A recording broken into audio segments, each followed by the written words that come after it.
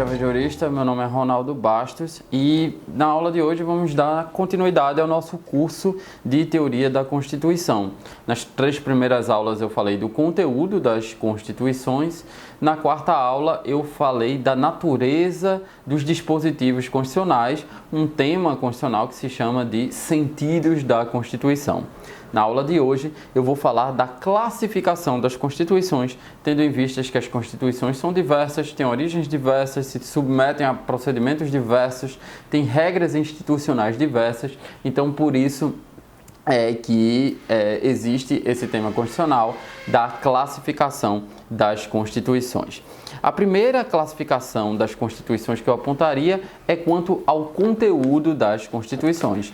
Quanto ao conteúdo, as constituições podem ser materiais e formais. Eu já falei um pouco para vocês no vídeo anterior sobre o sentido material da Constituição.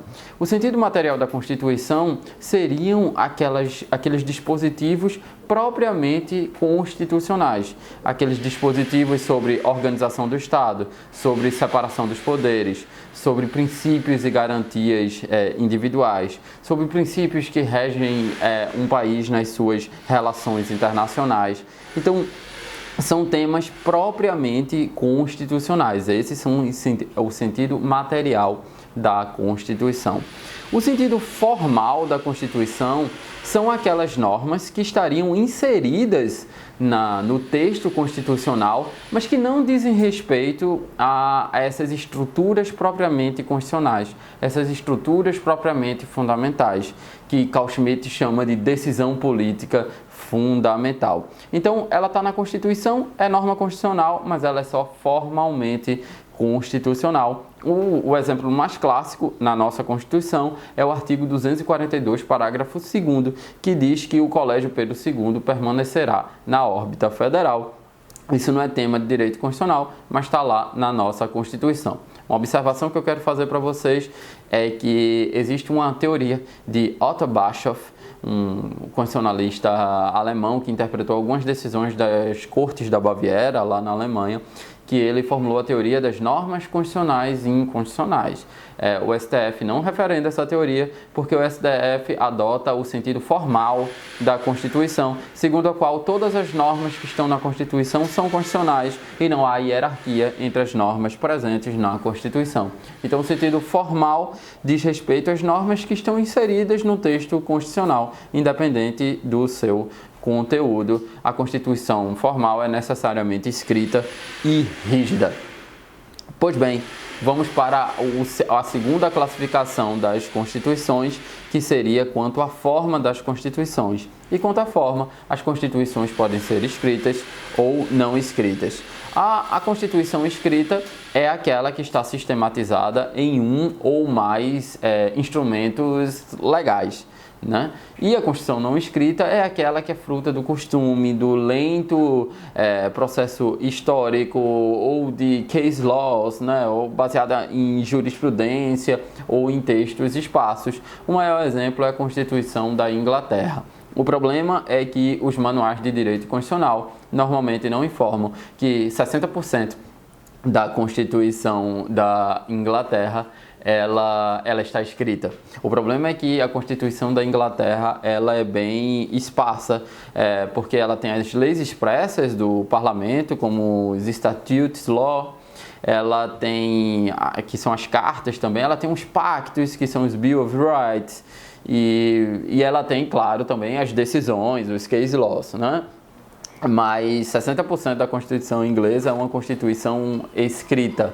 Então, uma Constituição não escrita é aquela ou que é baseada exclusivamente em costumes. Hoje, no constitucionalismo contemporâneo, é muito difícil encontrarmos uma Constituição dessa, ou que ela está em leis esparsas, né? Não está num documento único. A terceira classificação que eu apontaria para vocês é a classificação quanto à origem. Quanto à origem, a Constituição pode ser democrática, pode ser outorgada, pode ser pactuada ou pode ser cesarista. A Constituição democrata, promulgada, popular ou votada é aquela que há participação popular. O povo escolhe livremente os dispositivos constitucionais. O povo escolhe voluntariamente as normas que vão reger a sociabilidade desse mesmo povo, né? A Constituição outorgada, pelo contrário, é a Constituição onde não há participação popular. Normalmente é imposta por um governo, por um rei, por um governante, por uma junta governativa, né? Como foi no caso da nossa Constituição de 1967. O povo não teve participação, foi imposta pelo governo militar. A Constituição chamada de pactuada, mista ou dualista, ela é celebrada entre dois ou mais titulares do poder constituinte. Esse método de criar constituições é um método que ficou no passado, na verdade era típico da Idade Média, né? E por fim, a Constituição cesarista, bonapartista ou plebiscitária é aquela que as constituições outorgadas que, no entanto, se submetem à consulta popular, né, a referendo popular. E são as clássicas, que são as constituições de Napoleão Bonaparte, da era napoleônica. Um quarto modo de classificar as constituições é quanto ao modo de elaboração. Quanto ao modo de elaboração, a Constituição pode ser dogmática ou histórica. A Constituição dogmática normalmente é uma Constituição escrita, elaborada em um momento solene, respeitando determinada teoria política ou jurídica. São as constituições provenientes de assembleias constituintes. O povo elege as assembleias constituintes, ou a Assembleia Constituinte é formada sem eleição popular, e nessa Assembleia Constituinte é criado um documento solene e único, um livrinho que a gente chama de Constituição. As constituições históricas normalmente são constituições não escritas e são fruto, diferente da Constituição dogmática, fruto de uma longa síntese histórica, né? De uma longa tradição, de longos fatos políticos. Evidentemente que a Constituição clássica aqui, que a gente sempre cita, nós constitucionalistas, é a Constituição inglesa. Uma quinta classificação das constituições que eu posso trazer para vocês é quanto à estabilidade. Essa é uma classificação muito importante, eu já adianto para vocês. E quanto à estabilidade, as constituições podem ser imutáveis, rígidas, semi-rígidas e flexíveis. Constituições imutáveis são aquelas que não permitem um processo de alteração, segundo o Adlamego Bulos, a Constituição Espanhola de 78 não permite a alteração. Constituição rígida é aquela Constituição cuja alteração da Constituição ela exige um procedimento mais rigoroso do que a alteração de normas inferiores, né? Leis ordinárias. Leis ordinárias se faz por maioria simples e as normas constitucionais, as emendas constitucionais, as revisões constitucionais se fazem por uma maioria qualificada, em geral 2/3, ou seja, é previsto para a mudança da Constituição um procedimento mais dificultoso que para a mudança da legislação comum. As constituições semi-rígidas, que tem como exemplo a nossa Constituição de 1824, a Constituição do Império, são constituições que têm uma parte rígida e tem uma parte flexível. Uma parte da Constituição ela é rígida, ou seja, há um procedimento mais dificultoso, e a outra parte da Constituição é um procedimento como se fosse de uma legislação ordinária. E por fim, a Constituição flexível normalmente são constituições não escritas e que podem ser modificadas pelo parlamento, do mesmo modo que se modifica uma legislação ordinária. Então, normalmente por maioria simples. Então, é tão fácil modificar uma legislação ordinária quanto modificar a Constituição do ponto de vista institucional. Lembre-se que a Constituição da Inglaterra é fruto de uma longa tradição e não é tão simples assim, é um país com um governo muito estável, então não é tão simples assim ir mudando a Constituição, apesar de institucionalmente ser mais fácil do que uma Constituição rígida. Uma outra classificação para vocês, a sexta classificação, é quanto à extensão das constituições. Quanto à extensão das constituições, as constituições podem ser sintéticas e analíticas.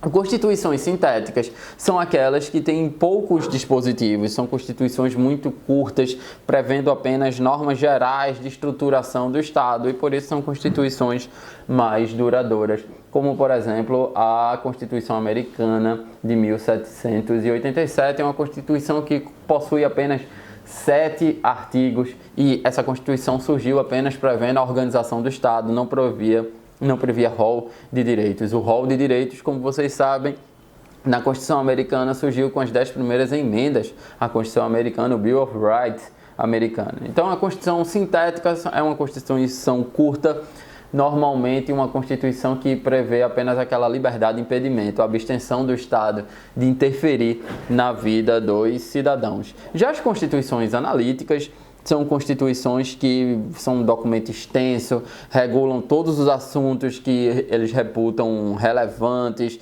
para a formação e funcionamento do Estado, como por exemplo a Constituição da Gente Brasileira de 88. Uma outra classificação que eu trago para vocês é quanto à finalidade. Quanto à finalidade, as constituições podem ser garantias, dirigentes ou balanço. Constituição garantia é aquela que pretende garantir a liberdade dos indivíduos por meio do estabelecimento de um rol de direitos fundamentais, como a gente viu lá na nossa aula 1 de Teoria da Constituição. Constituição dirigente já é uma Constituição ligada ao constitucionalismo social e que prevê que o Estado ela estabelece tarefas, ela estabelece programas de atuação futura e finalidades ao Estado. Basta lermos o artigo 3º da nossa Constituição, onde estão previstos essas tarefas que o Estado brasileiro deveria ter. Por exemplo, constitui objetivos da República Federativa do Brasil. 1. Construir uma sociedade livre, justa e solidária. 2. Garantir o desenvolvimento nacional. 3. Erradicar a pobreza e a marginalização e reduzir as desigualdades sociais e regionais. E 4. Promover o bem de todos, sem preconceitos de origem, raça, sexo, cor, idade e qualquer outras formas de discriminação. Então, essa é uma Constituição dirigente. Ela estabelece tarefas, finalidades ao Estado. Constituição balanço é aquela preocupada em retratar a situação política existente. O grande exemplo das constituições balanço são as constituições soviéticas de 23, 36 e 37, né? Outra classificação é quanto à ideologia. Tem a Constituição que é ortodoxa e tem a Constituição que é eclética, pluralista ou compromissória. A Constituição ortodoxa é formada por uma ideologia única, né, como as constituições soviéticas que eu acabei de citar. E a Constituição eclética, pluralista, ela alberga diversas concepções políticas, como a brasileira de 88 ou a portuguesa de 76.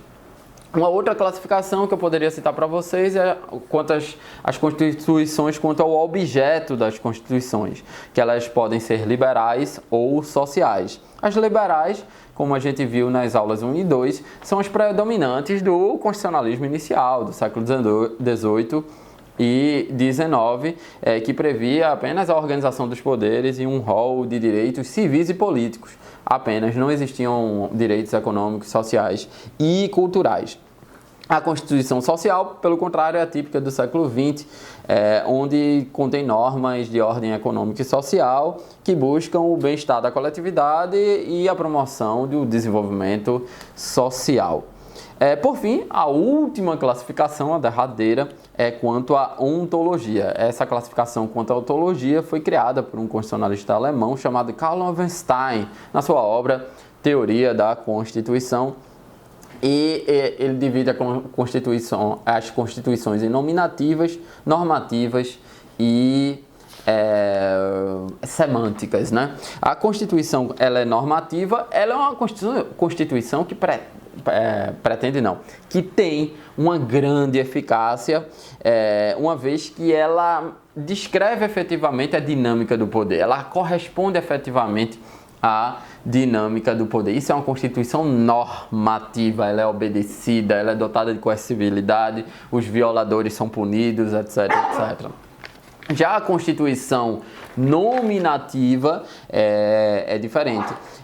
São as constituições que não dominam o processo político, existindo, porém, a pretensão de dominar o processo político, de retratar esse processo político, a pretensão do futuro, né, de retratar esse processo político. Por fim, a Constituição semântica é aquela Constituição que possui uma pouquíssima eficácia social, ela não retrata o processo político, ela é uma Constituição, na verdade, de fachada, ela nem pretende retratar o processo político. Enquanto a Constituição nominativa, ela pretende retratar o processo político, mas não consegue, ainda por disfunção jurídico-política, a Constituição nominativa ela nem pretende. São as constituições dos estados autoritários. Não há pretensão de regular a realidade política. Pois bem, para finalizar essa longa aula de classificação das constituições, vamos classificar a nossa Constituição atual de 88. A Constituição de 88 é formal, porque, independentemente das normas que estão na Constituição, todas são consideradas normas constitucionais, independentemente se tratam de uma decisão política fundamental ou não. A Constituição brasileira é escrita, né? Ela não é fruto de costumes, de uma longa tradição histórica. A Constituição surgiu em 88. Ela é uma Constituição dogmática, ela possui um documento solene proveniente da Assembleia Constituinte, que terminou em 87 e promulgou em 5 de outubro de 88 a nossa Constituição. Ela é uma Constituição promulgada ou democrática, porque teve participação popular, teve eleição para a Assembleia Constituinte. A Constituição ela é rígida, porque ela prevê um procedimento de sua modificação muito mais dificultoso que o procedimento de modificação das leis ordinárias. É uma Constituição analítica, porque ela é extensa, ela busca regular diversos fatos da vida social brasileira. Ela é uma Constituição dirigente, porque ela estabelece finalidades, normas programáticas, tarefas para o Estado brasileiro, como eu li lá no artigo 3º da nossa Constituição. Ela é uma Constituição eclética, porque ela reflete diversas perspectivas políticas. Vejam que no artigo 5º tem um dispositivo que garante o direito de propriedade, e logo abaixo tem dizendo que a propriedade atenderá à sua função social. No artigo 1º, se diz que um dos fundamentos da República Federativa do Brasil são os valores sociais do trabalho e da livre iniciativa, o mesmo para o artigo 170 da Constituição. Então, ela reúne essas diversas perspectivas políticas, portanto, é uma Constituição eclética. É uma Constituição social porque também ela não se limita a organizar o poder, mas não se limita a fazer as liberdades e impedimentos, estabelecer as liberdades e impedimentos, porque ela traça todo o papel do Estado na intervenção da economia, na promoção dos serviços públicos. Ela reflete o constitucionalismo social e, para usar a aula 3, ela reflete o constitucionalismo solidário, né, que são aqueles direitos difusos e coletivos. E, por fim, é uma Constituição nominal, porque ela não reflete a realidade política, ela não controla a realidade política, embora ela pretenda ser normativa.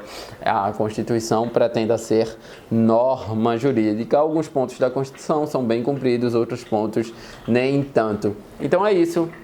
A Constituição brasileira é formal, escrita, dogmática, promulgada, rígida, analítica, dirigente, eclética, social e nominal, apesar de querer ser normativa. É isso aí, espero que vocês tenham gostado de mais essa aula do nosso curso de Teoria da Constituição. Até uma próxima.